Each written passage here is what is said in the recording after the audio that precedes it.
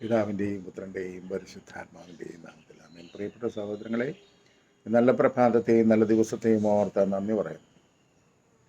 കർത്താവിൻ്റെ സന്നിധിയിൽ പോയി ബലി അർപ്പിച്ചു, ദിവ്യകാരുണ്യം സ്വീകരിച്ചു, തിരികെ വീട്ടിൽ വന്നു.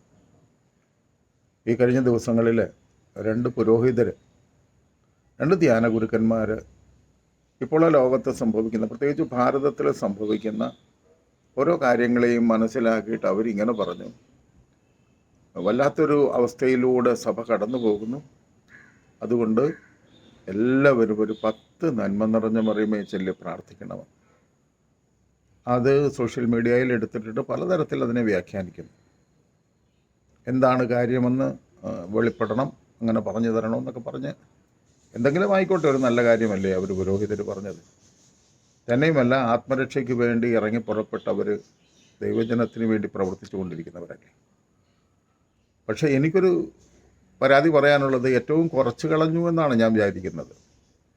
പ്രാർത്ഥനയെ ഏറ്റവും കുറച്ച് കളഞ്ഞിരിക്കുന്നു. കാരണം 10 നന്മ നിറഞ്ഞ മറിയമേക്കാൾ എത്രയോ വിലയാണ് ഒരു പരിശുദ്ധ കുർബാന. അത് നിരന്തരം ചെല്ലാൻ പറ്റുന്നത് കൊണ്ടാണ് ഇങ്ങനെ അച്ഛന്മാർ പറഞ്ഞത്.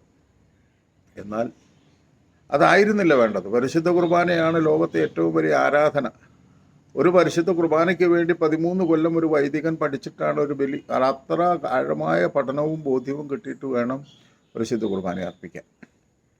അപ്പം അങ്ങനെയാണെന്നെങ്കിൽ സത്യത്തിൽ എല്ലാ ദിവസവും പരിശുദ്ധ കുർബാന ബലിയിൽ പങ്കെടുത്ത് ദിവ്യകാരുണ്യം സ്വീകരിച്ചുകൊണ്ട് പ്രാർത്ഥിക്കണമെന്നായിരുന്നു പറയേണ്ടിയിരുന്നത്. എന്നാൽ ഈ വൈദികർ പറഞ്ഞത്, എല്ലാവർക്കും എവിടെ വെച്ചായാലും എവിടെ നിന്നായാലും ഈ പ്രാർത്ഥന ചെല്ലാൻ പറ്റുമല്ലോ, അങ്ങനെ നിരന്തരമായ ഒരു പ്രാർത്ഥന ദൈവസന്നിധിയിലേക്ക് ഉയരട്ടെ എന്നാണ് അവരുദ്ദേശിച്ചത്. എൻ്റെ പ്രിയപ്പെട്ട സഹോദരങ്ങളെ, 10 നന്മ നിറഞ്ഞ് പറയുമ്പോൾ പല പ്രാവശ്യം ഒരു ദിവസം ചെല്ലാൻ നമുക്ക് പറ്റും, സിമ്പിളായിട്ട് പറ്റും. എന്നാൽ ഒരു ബലി അർപ്പിക്കണമെങ്കിൽ അതിന് നമ്മുടെ ജീവിതത്തിൻ്റെ സമയം വേണം, നമ്മുടെ മനസ്സ് വേണം, നമ്മളതിനു വേണ്ടി അധ്വാനിച്ച് അല്ലെ യാത്ര ചെയ്ത് ദേവാലയത്തിൽ ചെല്ലണം. അങ്ങനെയാകുമ്പോൾ കുറച്ചുകൂടെ ബെറ്ററല്ലേ. ഈ അച്ഛന്മാർ കുറച്ച് പറഞ്ഞതിനോട് ഞാൻ പറയുകയാണ്, അവരങ്ങനെ കുറച്ച് പറഞ്ഞെങ്കിൽ നമ്മൾ ഒരുപാട് ഭാരപ്പെടാതിരിക്കാനാണെങ്കിൽ നമുക്ക് ഇച്ചിരി ഭാരപ്പെട്ട് മുന്നോട്ട് പോകാം. കാരണം ഭാരതത്തിലെ ഭീകരമായ പീഡനങ്ങളുടെ സാഹചര്യങ്ങളാണ് മുന്നിൽ കാണുന്നത്. അതുപോലെ തന്നെ കേരള സഭയാണെങ്കിലും രക്ഷപ്പെടാൻ വലിയ പാടാണ്. കാരണം എന്താണെന്ന് വെച്ച് കഴിഞ്ഞാൽ, ഇവിടെ ഇപ്പം പൈശാചികമായ ശക്തികൾ വളരെ ശക്തമായി ആഞ്ഞടിക്കുന്നു. കാരണം ലോകത്തെ പൈശാചിക ശക്തി ആഗ്രഹിക്കുന്ന ഏറ്റവും വലിയ കാര്യം പരിശുദ്ധ കുർബാന നിന്ന് കിട്ടണം. അതാണ് ഇവിടെ നമ്മുടെ എറണാകുളം അങ്കമാലി അതിരൂപതയിൽ നടന്നുകൊണ്ടിരിക്കുന്നത്. പരിശുദ്ധ കുർബാന ഇല്ലാതായാൽ സാത്താന് കൃത്യമായി വിളയാടാൻ പറ്റും. അവന് നമ്മളെ വളരെ സിമ്പിളായിട്ട് സ്വർഗത്തിൽ നിന്ന് നരകത്തിലേക്ക് കൊണ്ടുപോകാൻ പറ്റും. ഈ തിരിച്ചറിവ് നമുക്കുണ്ടാകട്ടെ. അതിനനുസരിച്ച് നമ്മൾ കണ്ണുനീരോടെ പ്രാർത്ഥിക്കട്ടെ. ഈ നോയമ്പ് കാലത്ത് കഴിയുന്ന ദിവസങ്ങളിലെല്ലാം ബലിയിൽ പങ്കെടുത്ത് പ്രാർത്ഥിക്കുക. അതോടൊപ്പം തന്നെ ഈ 10 നന്മ നിറഞ്ഞ മറിയമേ പല പ്രാവശ്യം ചൊല്ലിക്കൊണ്ട് സഭയ്ക്ക് കരുത്തേകാൻ. സഭ എന്നെല്ലാം പ്രതിസന്ധിയിലായിട്ടുണ്ടോ അന്നെല്ലാം ദൈവജനം കണ്ണുനീരോടെ ദൈവസന്നിധിയിൽ പ്രാർത്ഥിച്ചിട്ടുണ്ട്.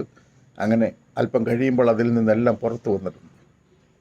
മനുഷ്യാത്മാക്കളുടെ നിത്യരക്ഷ കണക്കാക്കി നമുക്ക് പ്രാർത്ഥിക്കാം, പ്രവർത്തിക്കാം. എന്നെക്കൊണ്ട് കഴിയുന്നൊരു കോൺട്രിബ്യൂഷൻ ഞാനും കൊടുക്കാം, നിങ്ങളെ കൊണ്ട് കഴിയുന്നത് നിങ്ങളുമുണ്ട്.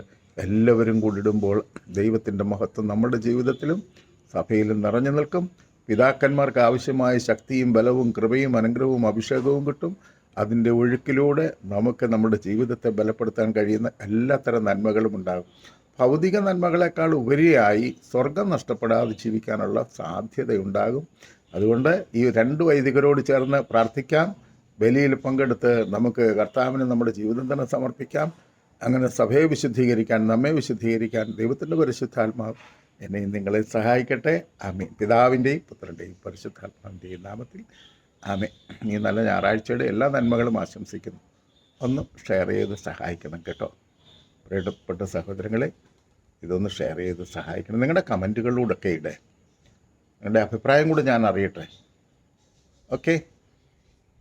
ആമേൻ.